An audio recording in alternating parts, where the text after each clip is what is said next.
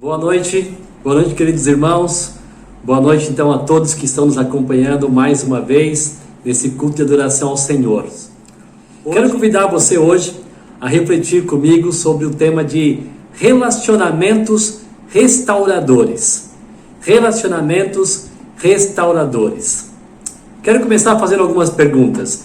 Você já ouviu, ou pior, talvez você até tenha dito frases como: cada um cuide da sua vida, ou em briga de marido e mulher, ninguém mete a colher, ou cada um com seus problemas, ema, cada um com seus problemas, eu não tenho nada a ver com isso.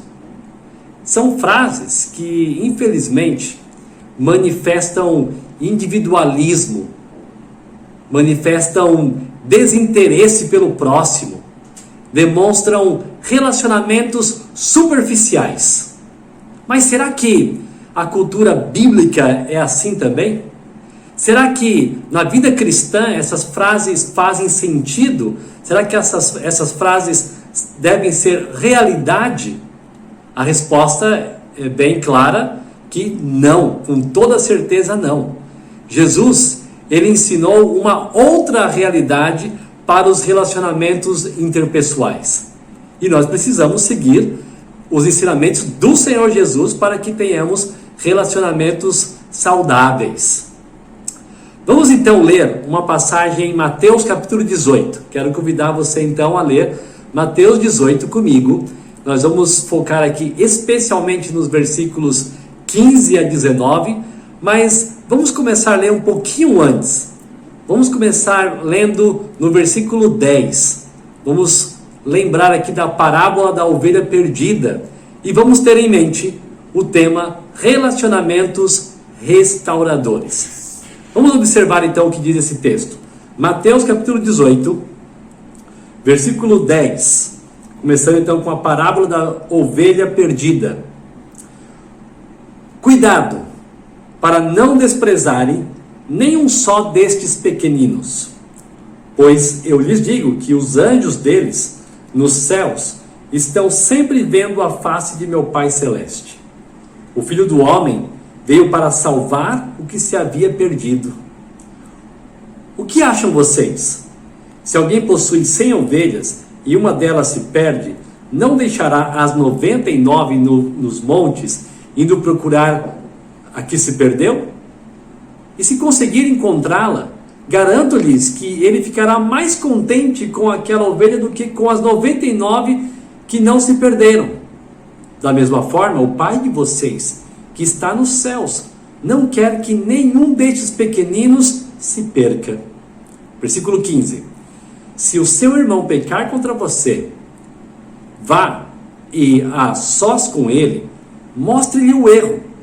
Se ele o ouvir, você ganhou seu irmão. Mas se ele não o ouvir, leve consigo mais um ou dois outros, de modo que qualquer acusação seja confirmada pelo depoimento de 2 ou 3 testemunhas. Versículo 17. Se ele se recusar a ouvi-los, conte à igreja. E se ele se recusar a ouvir também a igreja, trate-o como pagão ou publicano. Versículo 18. Digo-lhes a verdade. Tudo que vocês ligarem na terra terá sido ligado no céu, e tudo que vocês desligarem na terra terá sido desligado no céu. Também lhes digo que se 2 de vocês concordarem na terra em qualquer assunto sobre o qual pedirem, isso lhes será feito por meio do Pai que está nos céus. Pois onde se reunirem 2 ou 3 em meu nome, ali eu estou no meio deles.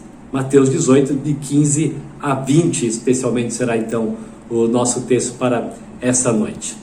Observando um pouquinho aqui o contexto, nós vamos ver então que desde o versículo 1 do capítulo 18, nós temos um ensino interessante de Jesus. Eu quero destacar aqui alguns aspectos para que a gente entenda melhor a nossa passagem de hoje. Nós podemos ver aqui que o crente, ele precisa primeiramente dar um exemplo de vida piedosa para que não leve outros crentes a caírem em pecados. Essa advertência está bem destacada, principalmente no versículo 6 a 9 aqui de Mateus 18. O versículo 6 fala assim: mas se alguém fizer cair no pecado um destes pequeninos que crê em mim, melhor se lhe não seria amarrar uma pedra de moinho no pescoço e se afogar nas profundezas do mar. É muito sério. A advertência que nós temos aqui é que, como crentes, nós devemos desenvolver sempre uma vida piedosa para que outras pessoas sigam nossos passos, para que as pessoas não se escandalizem com o nosso modo de viver, para que pessoas não caiam em pecados. Esses pequeninos aqui são os seguidores de Jesus, como é citado aqui em alguns versículos aqui de Mateus 18. Os pequeninos são crentes, são seguidores de Jesus, são discípulos. Então, seguidores de Jesus devem viver de uma forma piedosa, de maneira que não façam que outros caiam. Então, aqui temos a primeira advertência que nós consideramos aqui no texto de Mateus capítulo 18, versículo 6. Agora, indo um pouquinho mais adiante, nós podemos ver a ovelha perdida, a parábola da ovelha perdida. Nessa parábola, nós também vamos aprender que o crente deve ter uma atitude de cuidado, semelhante ao cuidado dos anjos e do Pai Celestial em relação aos outros. O versículo diz, no versículo 10, que os anjos deles, os anjos desses pequeninos, os anjos dos crentes, os anjos nos servem, é o que a palavra de Deus diz. Eles estão cuidando de nós, estão ministrando em nosso favor. E o próprio Pai Celestial, ele é apresentado aqui no versículo 14 como o Pai de vocês, como é citado aqui no versículo 14, é o Pai que tem um cuidado pastoral. Ele vai atrás dos que se perdem e ele se alegra com a ovelha recuperada. Aqui nós então temos um exemplo da atitude de Deus com os seus seguidores, com as suas ovelhas, e nós precisamos ter também a mesma atitude de cuidado com os discípulos do Senhor Jesus. O Filho do Homem veio para salvar o que se havia perdido, diz o versículo 11. Logo, os relacionamentos cristãos, eles devem visar recuperação de perdidos, devem visar restauração daqueles que têm cometido falhas e que estão, então, tendo uma vida irregular com os princípios do Senhor Jesus. O objetivo dos relacionamentos cristãos não devem ser de castigar outras pessoas ou de se vingar delas, expô-las para o ridículo ou alguma coisa parecida. O objetivo deve ser expressar amor pelo irmão. Ou seja, o crente deve se envolver em relacionamentos restauradores. A nossa afirmação central é que todo crente tem a responsabilidade de restaurar os que cometem falhas. Esta é a afirmação baseada principalmente em Mateus 18, 15 a 20. Como o crente deve procurar restaurar os que cometem falhas? Será que de qualquer maneira? Não. Vejamos então 4 passos apresentados por Jesus aqui no texto de Mateus capítulo 18, sobre como o crente deve restaurar aqueles que cometem falhas. Os passos que eu como pastor devo seguir, que nós pastores da Igreja Batista de Cachoeirinha devemos seguir, mas que toda a liderança, diáconos, todos os irmãos, você que mesmo que não tenha nenhum cargo na igreja, é o seu dever também seguir esses passos para recuperar aqueles que, porventura, estão diante de você cometendo falhas e estão cometendo pecados diante do Senhor. Quais são esses passos? O primeiro passo é a confrontação em particular. A confrontação, ou, para usar uma das palavras que aparece aqui no texto, a acusação em particular. Olha o que diz o versículo 15. Se o seu irmão pecar contra você, vá e, a sós com ele, mostre-lhe o erro. Se o seu irmão pecar contra você. Então veja, o primeiro passo é uma confrontação particular. A expressão aqui, o seu irmão, ela é bem interessante. porque ela expressa o relacionamento cristão, o relacionamento entre crentes, entre pessoas da mesma fé, entre pessoas que são filhas do Pai Celestial. A expressão usada por Jesus no versículo 14, da mesma forma, o Pai de vocês que está nos céus. Então, o crente tem um dever para com o seu irmão, para com a sua irmã, um dever de tratar com cuidado, com amor, com atenção. Agora vê também a expressão aqui, se o seu irmão pecar, em outras palavras, se o seu irmão cometer um pecado, se o seu irmão claramente transgredir a palavra de Deus. Então, nós não estamos falando aqui de questões de opiniões ou preferências, estamos falando de pecado. Se você testemunha o pecado de uma outra pessoa, você tem uma responsabilidade com essa pessoa.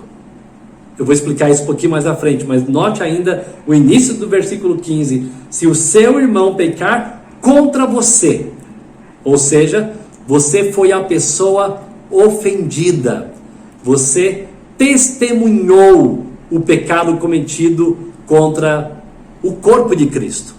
Não necessariamente estamos falando aqui de um pecado em questão particular, ou seja, a pessoa simplesmente te ofendeu ou te agrediu, foi uma coisa diretamente a você.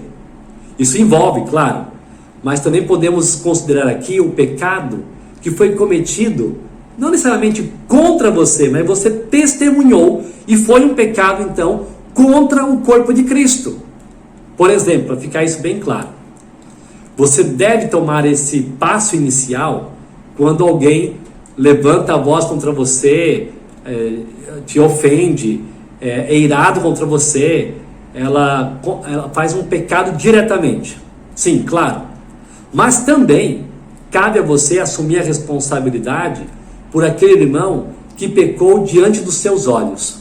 Você viu, você ouviu, mas o pecado pode ter sido até contra uma outra pessoa. Mas como aquele irmão faz parte da sua comunidade de fé, faz parte da sua igreja, aquele pecado foi contra você.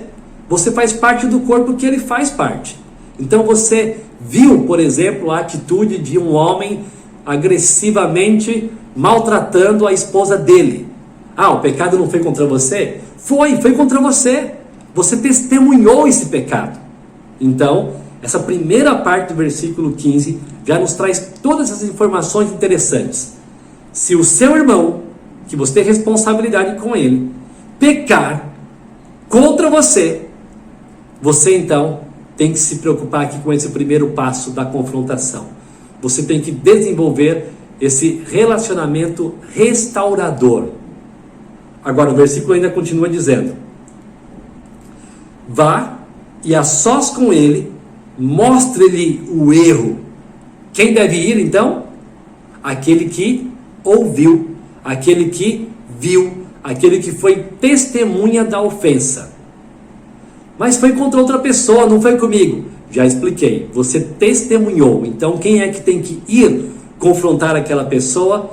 É você, testemunha daquele pecado. Portanto, antes de ir tratar com aquela pessoa, o seu dever é de não compartilhar com ninguém, com nenhuma pessoa sequer, nem mesmo com os pastores, nem mesmo comigo, nem mesmo com um líder, um diácono, seja quem for.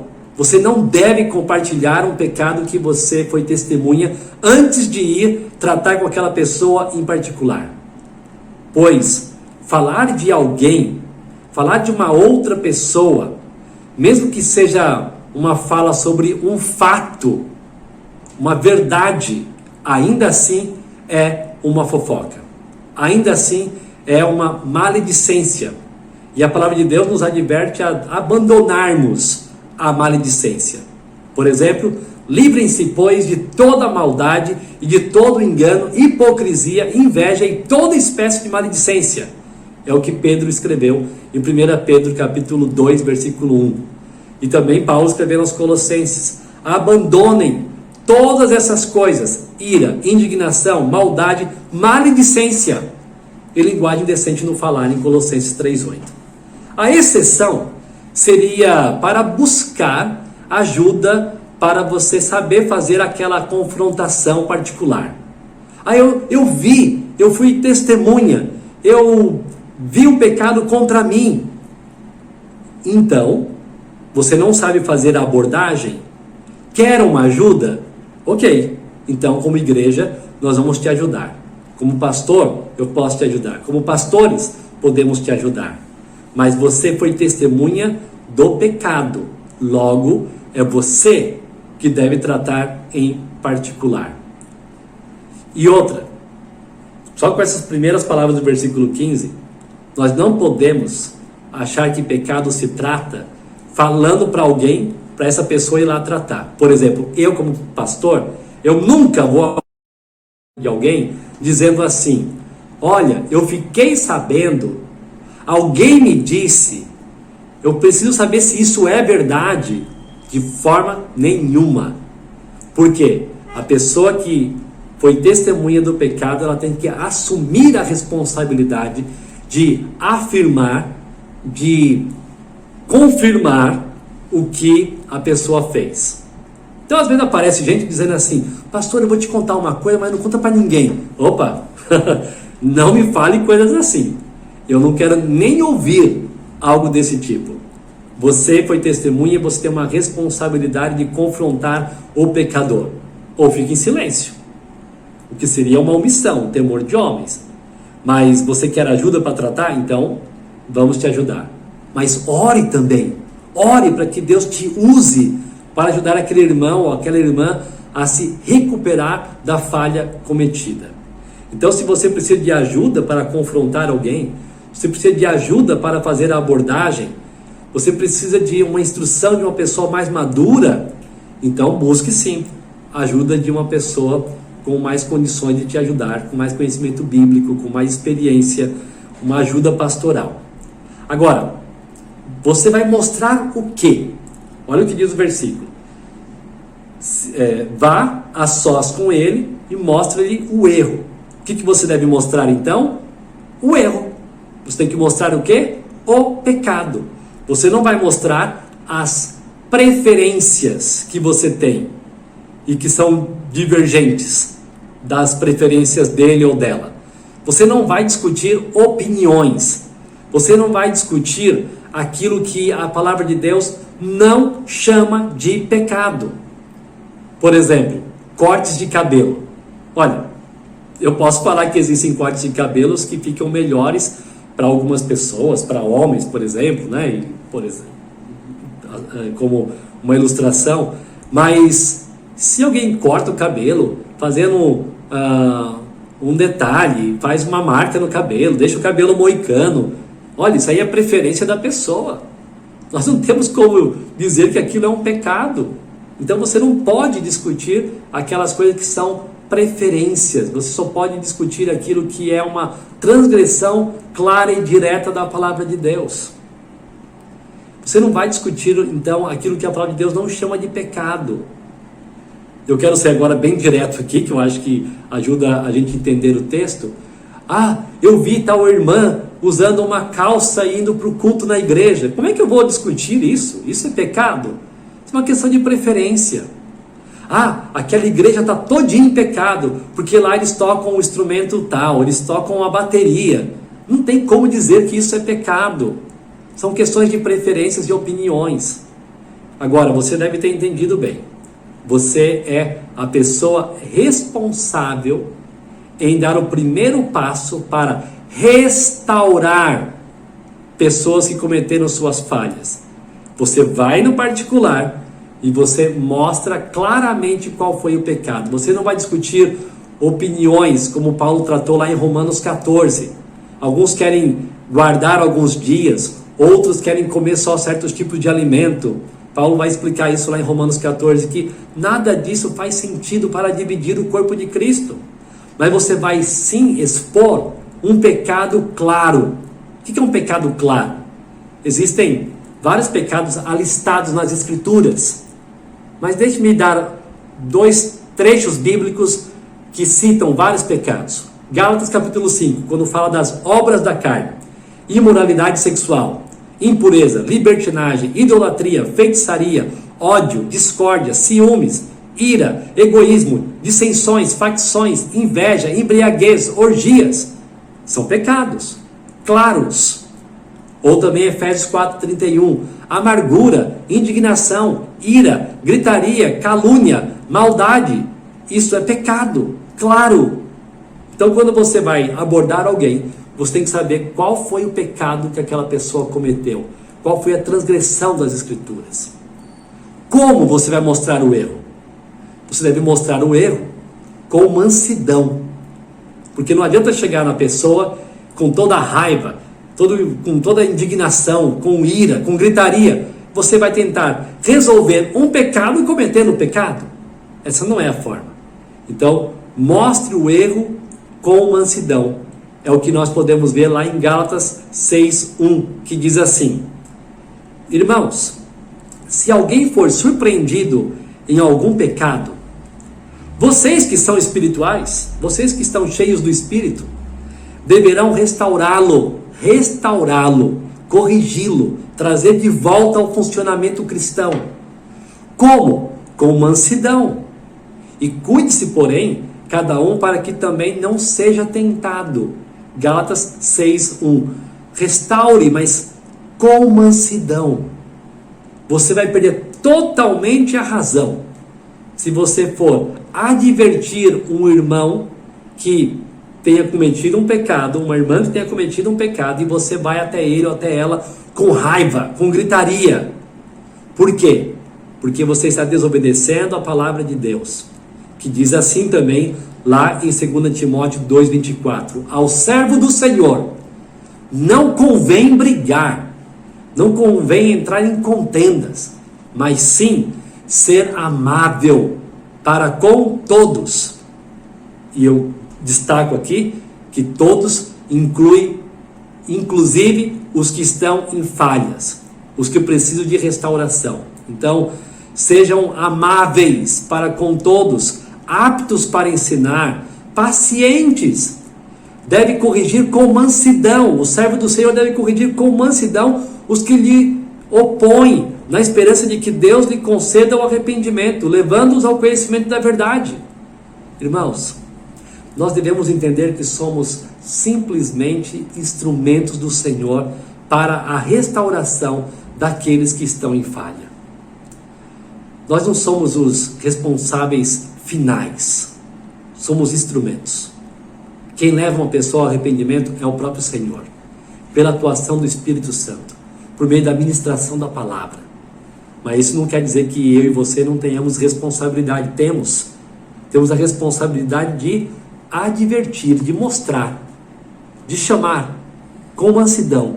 Mansidão não quer dizer que vamos falar somente com uma fala toda melosa, toda lenta, né, digamos assim, mas com autoridade bíblica, mas não é com raiva, não é com gritaria. Uma forma então de fazer isso, de fazer esse confronto com mansidão, é fazendo perguntas. Deus nos deu exemplos bons. Em Gênesis 3, depois que Adão tinha cometido o pecado, depois que Adão já tinha entendido que ele estava nu e que precisava então se vestir, coisas assim, lá em Gênesis 3, temos uma pergunta assim: quem lhe disse que você estava nu? Você comeu do fruto da árvore da qual eu lhe proibi comer? Deus sabia muito bem o que tinha acontecido, mas abordou Adão fazendo uma pergunta, para que Adão tivesse condições de aproveitar da oportunidade para expressar seu arrependimento, coisa que ele não fez. Deus também fez outra pergunta para Caim, em Gênesis 4, depois que Caim matou o seu irmão Abel. O Senhor se aproximou de Caim e perguntou: onde está o seu irmão Abel? Respondeu Caim: não sei, sou eu responsável por meu irmão? Deus fez uma pergunta, dando chance, dando oportunidade para Caim se acertar com o Senhor, mas não o fez. Deus confrontou em misericórdia, com autoridade, com graça. Outra maneira bem sábia de fazer uma abordagem de pecadores, aqueles que cometeram falhas, é seguir o exemplo de Natã. Natã, quando ele soube do pecado de adultério de Davi com Betseba, ele se aproximou de Davi, você vai ver isso lá em 2 Samuel capítulo 12, e ele conta uma breve parábola, começando assim: dois homens viviam numa cidade, um era rico, o outro era pobre, o rico possuía muitas ovelhas e bois, e ele vai contando aquela parábola, e aí Davi fala: mas quem é esse homem? Aí Natã diz: você é o homem, você é essa pessoa.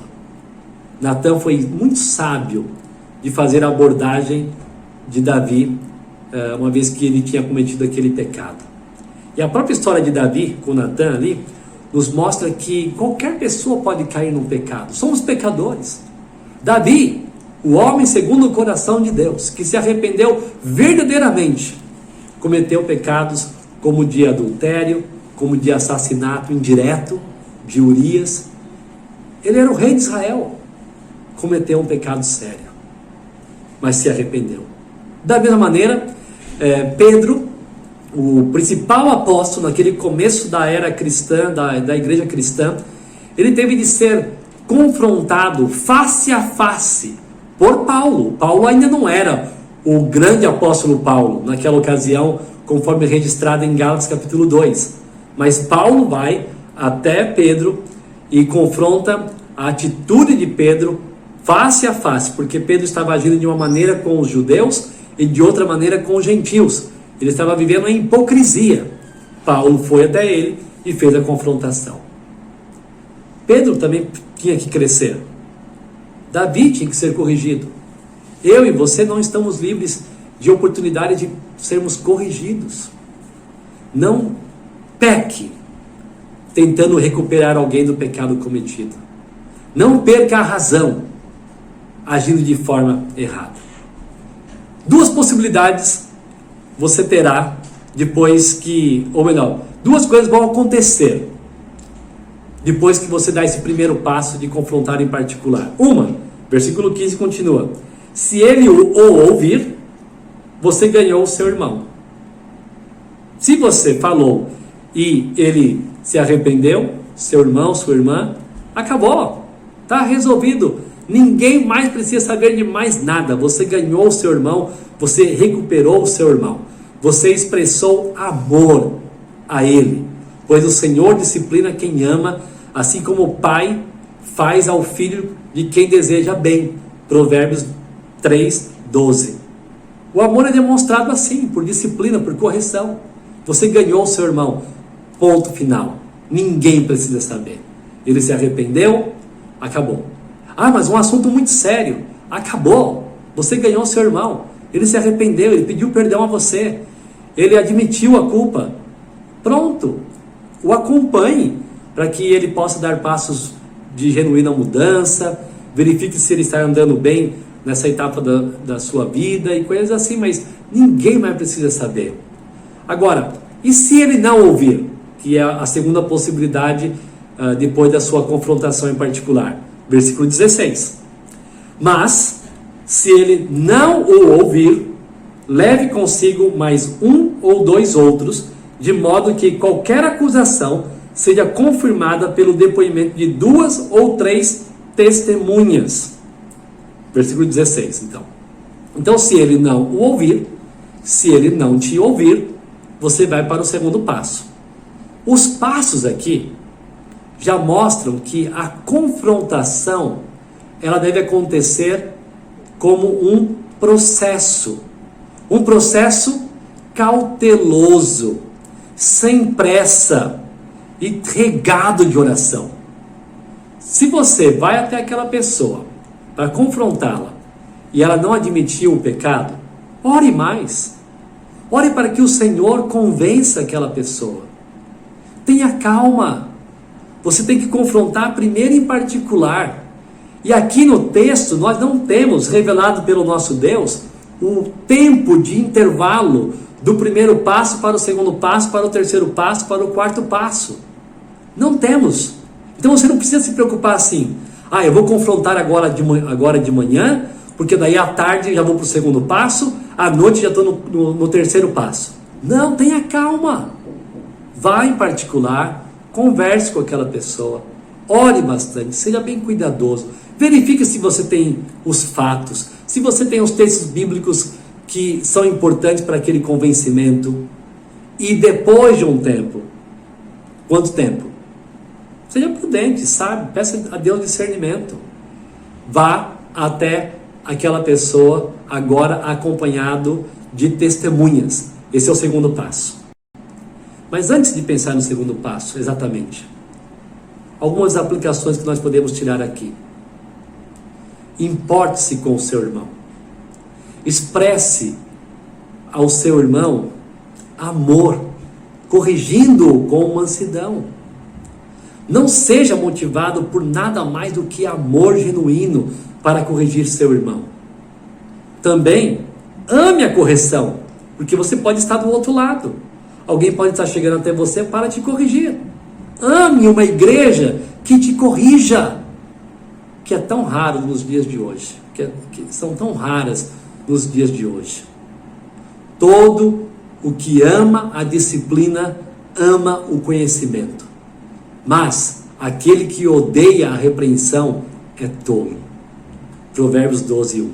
Não seja tolo, ame a repreensão. O segundo passo, qual é o segundo passo? O segundo passo é a confrontação com testemunhas. A confrontação ou a acusação com mais um ou dois que vão acompanhar o processo de agora em diante. Ou seja, só no segundo passo é que você pode envolver outras pessoas no processo aqui de restauração. Nós precisamos desses relacionamentos restauradores. Veja, o primeiro passo é em particular. Ninguém precisa saber. No segundo passo, aí sim, leve consigo mais um ou dois outros, de modo que qualquer acusação seja confirmada pelo depoimento de 2 ou 3 testemunhas. 2 ou 3 pessoas. Agora você terá um pequeno grupo. Primeiro era em particular. Agora é um pequeno grupo e no outro passo vai ser um grupo maior que será a igreja. Então, quais pessoas? Quem você vai escolher para ir com você? Bem, escolha pessoas maduras. Escolha pessoas que têm um bom conhecimento bíblico. Escolha pessoas que talvez sejam até próximas, amigas da pessoa que você precisa restaurar, para que vocês consigam ter mais facilidade de abordar aquela pessoa. Escolha pessoas que possam te ajudar a avaliar se de fato você está fazendo uma acusação verdadeira, você está realmente identificando um pecado na vida do seu irmão. Então escolha 2 ou 3 pessoas assim. Continua o texto aqui, versículo 16. De modo que qualquer acusação seja confirmada. Veja que o objetivo aqui é que tudo seja muito transparente, que seja tudo muito bem esclarecido. Às vezes, podemos estar enganados na acusação, podemos estar enganados na identificação do pecado, podemos estar chamando de pecado o que não é pecado, ou inclusive não ter prova nenhuma, e que nesse caso seria uma situação de palavra contra palavra. Você fala e o seu acusado fala diferente. Então, o que fazer nessas horas? Não temos muito o que fazer a não ser orar ao Deus que tem um olhar sobre tudo e todos. A não ser orar ao Deus que conhece todas as coisas e que nada fica oculto aos olhos dele. E isso é muito bom, isso é muito importante. Eu como pastor, eu não sou um detetive. Eu como pastor, eu não tenho que ficar investigando as vidas dos irmãos da igreja e todas as ovelhas que fazem parte desse rebanho, cada membro que faz parte dessa igreja local. Não. Mas eu posso orar ao Senhor, como diz Hebreus 4:13, para que Ele, o Deus de toda a criação, que nada fica oculto aos seus olhos, revele situações de problemas e pecados, que essas situações sejam expostas para que possamos tratar e ajudar pessoas. Veja, ajudar, restaurar, expressar amor. Essa deve ser a nossa motivação. Muito mais do que uma motivação de vingança, de castigo, de punição.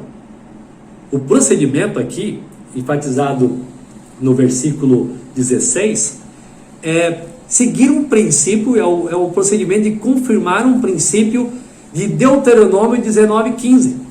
Uma verdade usada lá no Antigo Testamento, de trazer testemunhas para confirmar o que está acontecendo. É por isso que Paulo diz a Timóteo assim: não aceite acusação contra um presbítero, ou seja, não aceite acusação contra um pastor, se não for apoiado por 2 ou 3 testemunhas. Por que ele fala isso lá em 1 Timóteo capítulo 5, versículos 19 e 20? Porque se alguém tiver alguma acusação contra um pastor, essa pessoa tem que tratar no particular. Se não resolveu no particular, aí então essa pessoa pode chegar com mais pessoas, as testemunhas, para tratar do assunto. A igreja então só vai poder ouvir uma acusação contra um pastor depois que essa confrontação tenha acontecido no particular e com testemunhas. Só depois disso é que uma igreja deve ouvir a acusação contra um pastor. Agora, não é só porque é um pastor, na verdade esse é o procedimento contra qualquer pessoa.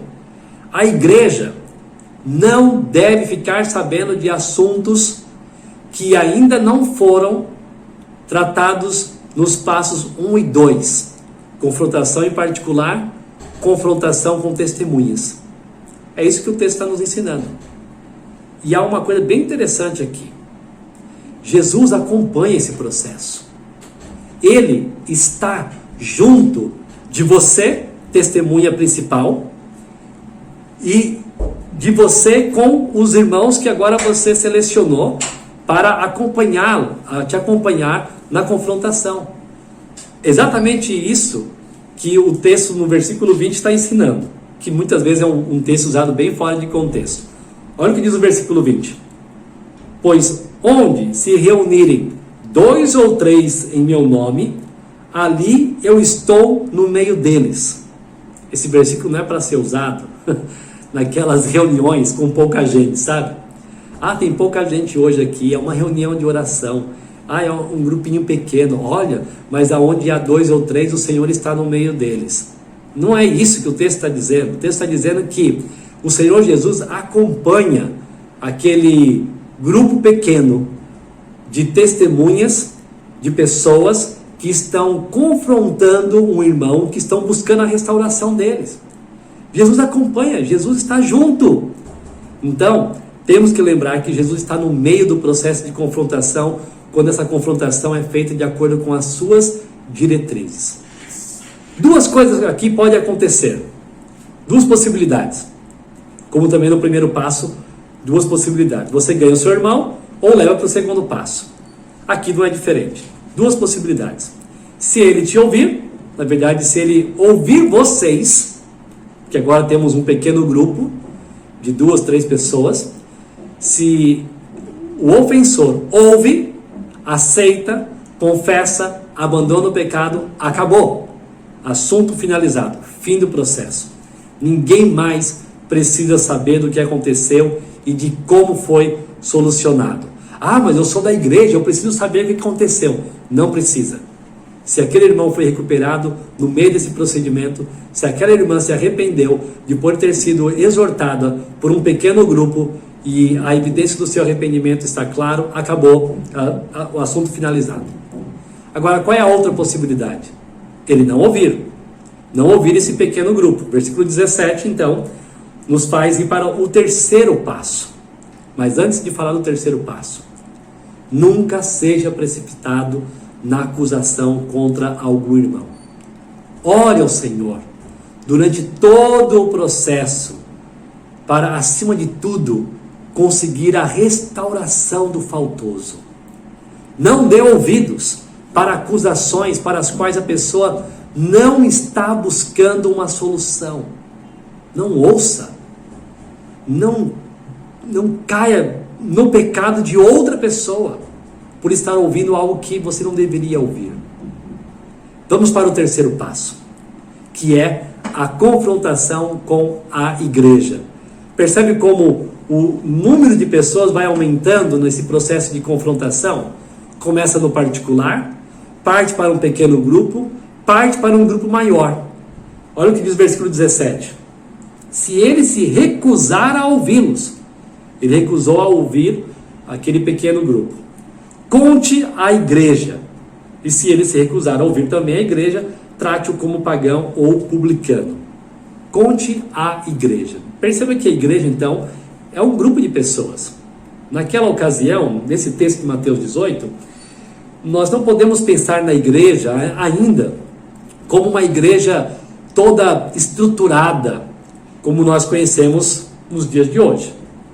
Mas era uma comunidade, era um grupo de pessoas, era uma assembleia, não no sentido de uma assembleia batista, claro, mas era um grupo de pessoas.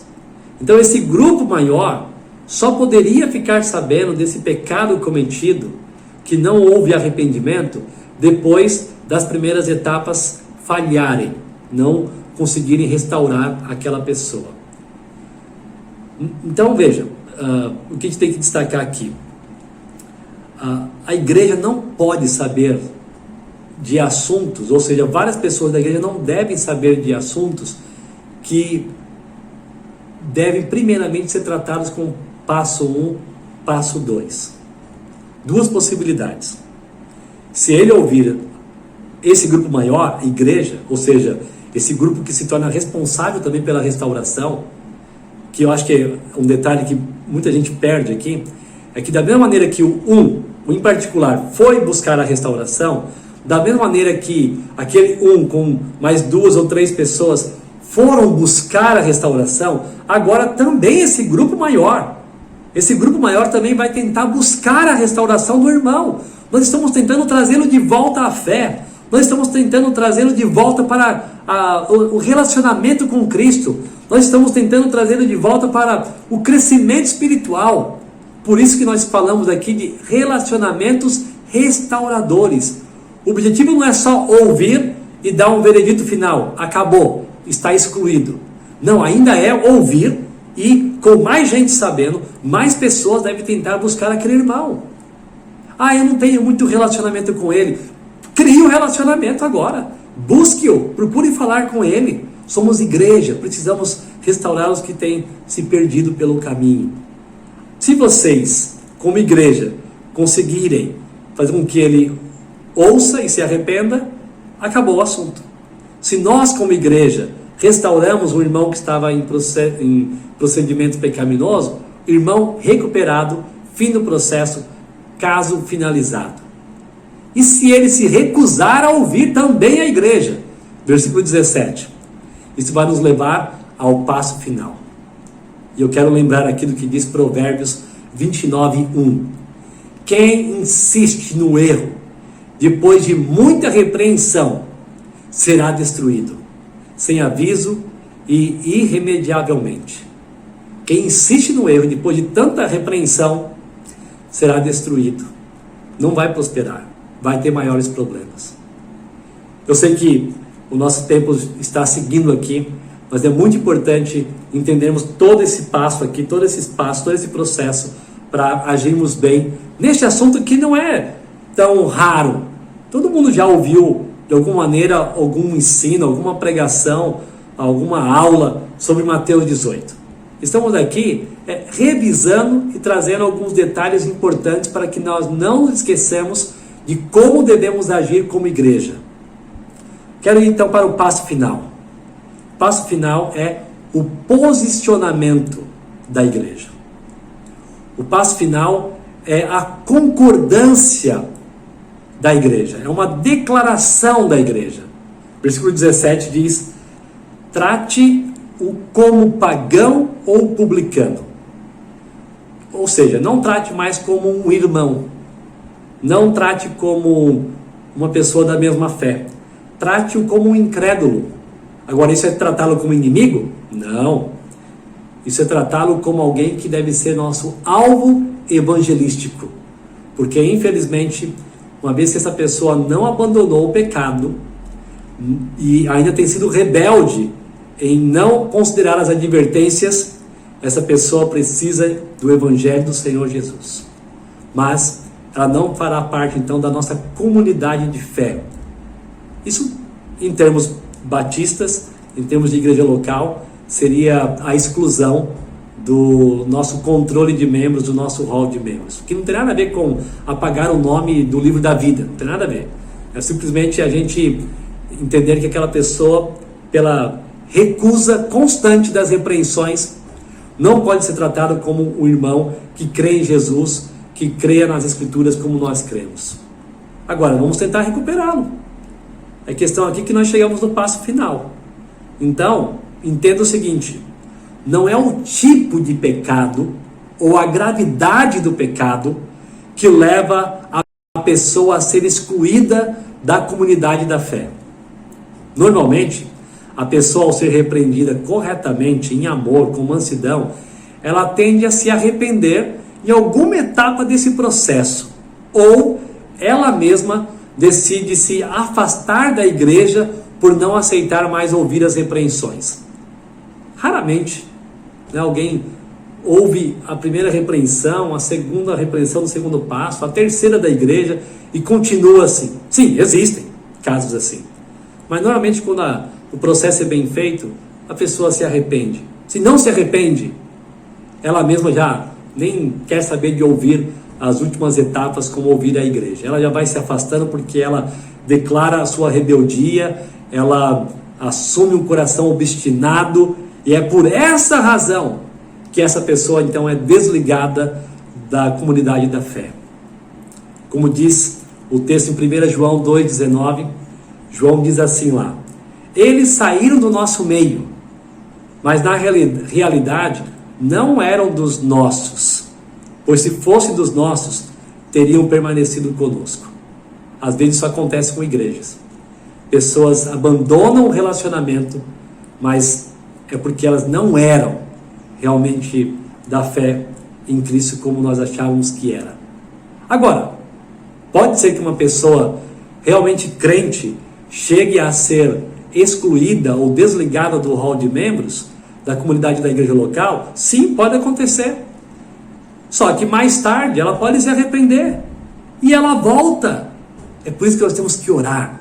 Orar para que pessoas que, mesmo que tenham sido repreendidas no particular, no grupo menor com testemunhas, repreendida pela igreja, e ainda tenha que ser declarada como gentia, pagã, como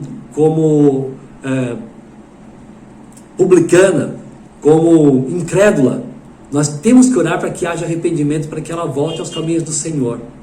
Então todo esse processo depende de muita oração, ou seja, dependência do Senhor, e também de concordância, unidade da parte da igreja. É por isso que nós podemos ler o seguinte no versículo 19: também lhes digo que se 2 de vocês concordarem na terra em qualquer assunto sobre o qual pedirem, isso lhes será feito por meio do Pai que estás nos céus, por meio do meu Pai que estás nos céus.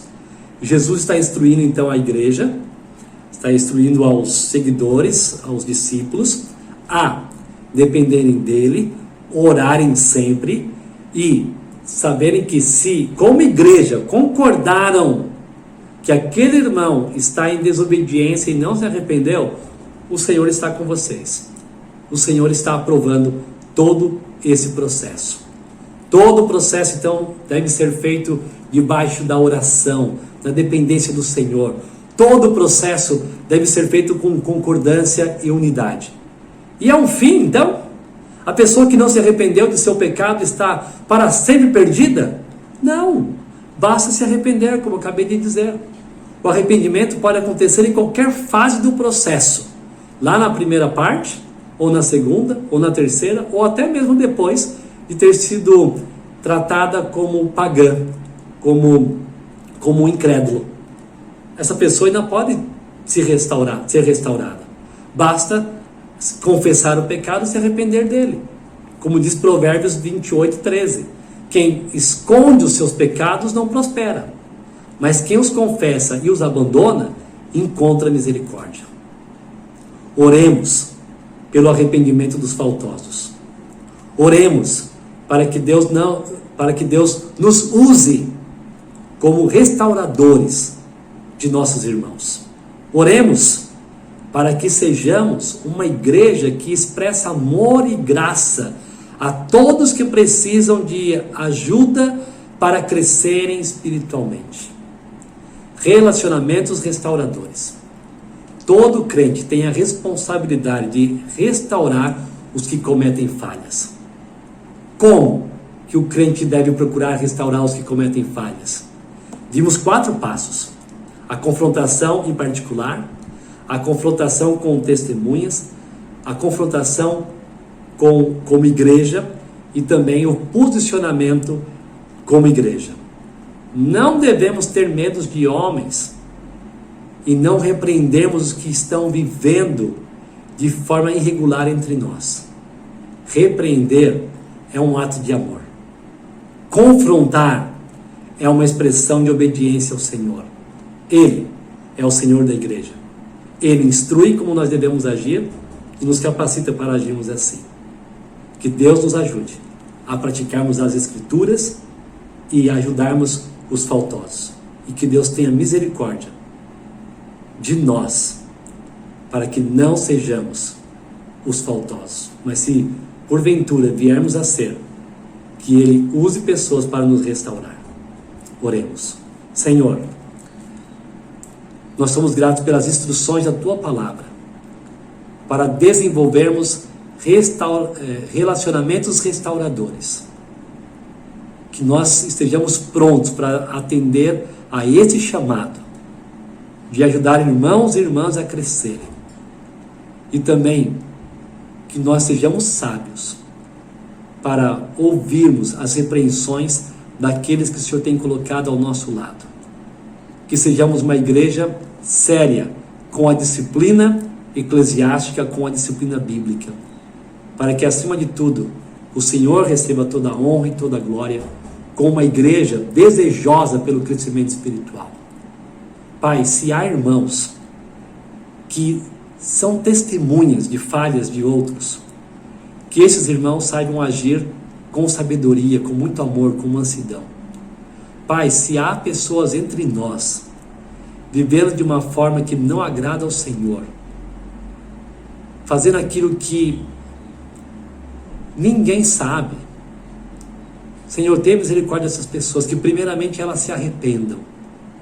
Mas se for necessário, Pai, traga a nós, para que possamos ajudá-las a viverem seriamente com o Senhor.